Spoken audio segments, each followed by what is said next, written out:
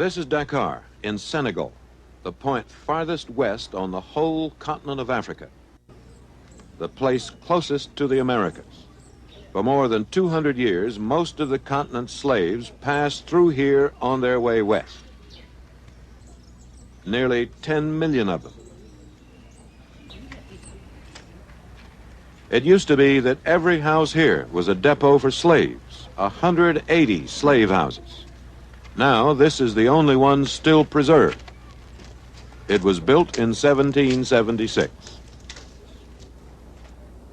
An observer at about that time said this of the African emigrants, quote, "Comparing them by their faculties of memory, reason, and imagination, it appears to me that in memory they are equal to the white, in reason much inferior, as I think one scarcely could be found capable of tracing and comprehending the investigations of Euclid, and that in imagination they are dull, tasteless, and anomalous," unquote. That was the observation of Thomas Jefferson. In these corridors, the sellers piled their cargoes of black slaves sold by their own brothers to be bought by their new masters. For the enormous profit of strangers far away, completely packaged products were made ready for shipment. Life was sold out of Africa. For an enslaved African, there was only one way out of this place alive.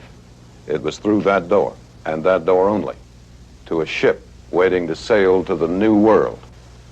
What awaited him, he had not the smallest idea. But whatever it was, he had not asked for it and did not want it. Beyond that door, there is nothing but salt water all the way to the coast of North and South America. Shackled, chained, bewildered, terrified, he went through that door to the west. Aboard the ships, the segregation was preserved. Men were chained in pairs, wrist to wrist, and ankle to ankle.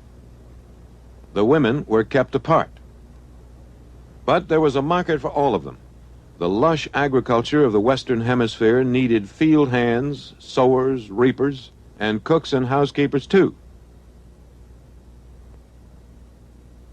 And the Americans needed a production line to turn out more slaves.